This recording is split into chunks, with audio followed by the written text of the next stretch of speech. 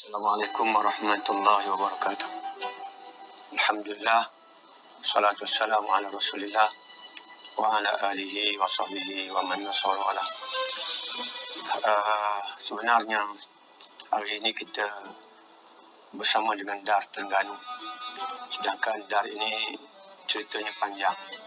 Bermula daripada 1968 apabila Semasa menukar sistem pendidikannya kepada sistem kebangsaan Malaysia, yang akhirnya sistem itu seperti mana yang ada pada hari ini dengan sistemnya SMKA, Sukan Menengah Kerajaan Agama. Kemudian bermula daripada itu akhirnya 1973 pelajar yang ke Azhar melalui Semasa sudah berkurangan, yang kemudiannya Semasa pula seterusnya menjadi sekolah menengah agama, satu-satunya sekolah menengah agama yang diiktiraf oleh Azhar yang ada di Terengganu. Jadi apabila sistem Semasa berubah, bermakna laluan untuk ke Terengganu, ke Al-Azhar telah berkurangan.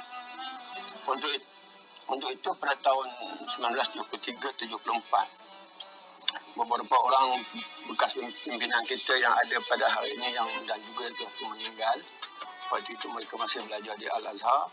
Mereka cuba membentuk satu jawatankuasa untuk menggubal sukatan pelajaran peringkat menengah dan peringkat rendah. Terdiri daripada Tuan Guru Datuk Seri Tuan Guru Haji Abdul Hadi Haji Awang, Datuk Haji Hussein Awang, Almarhum Datuk Haji Harun Taib, Almarhum Ustaz Mahmud Sulaiman dan beberapa orang yang lain. Mereka cuba membincang dan merancang bagaimana sukatan pelajaran untuk sekolah rendah dan menengah dapat diwujudkan berdasarkan silibus yang boleh diterima oleh Al-Azhar. Dan setelah balik ke tanah air pada tahun 1980-an awal, satu jawatankuasa ditubuhkan di bawah Badan Perhubungan PAS Negeri Terengganu yang disekretariatkan oleh Dewan Ulama, yang waktu itu Datuk Hussein Awang adalah Setiausaha Dewan Ulama masa itu. Kemudian satu jawatankuasa ditubuhkan termasuk yang mana disebutkan tadi, termasuk juga Almarhum Ustaz Awang Nasruddin, Almarhum Datuk Ustaz Abu Bakar Cik, untuk meneruskan kerja-kerja yang telah dirancang itu. Maka pada tahun 1985 lahirlah Ma'had Darul Quran dengan silibus yang diiktiraf oleh Al-Azhar. Dan oleh kerana Ma'had Darul Quran ini adalah sekolah menengah, maka lepas itu lahir pula Darul Taqwa Batu Enam, Darul Taqwa Kemaman, dan berterusanlah sehingga hari ini apabila dar yang ada di bawah Dewan Ulama pada hari ini sudah berjumlah 11 buah. Kemudian satu sebuah sekolah menengah iaitu Ma'had Darul Quran Rusila, dan satu kolej universiti iaitu Kolej Universiti Darul Quran Islamiah di Kubang Lembeh.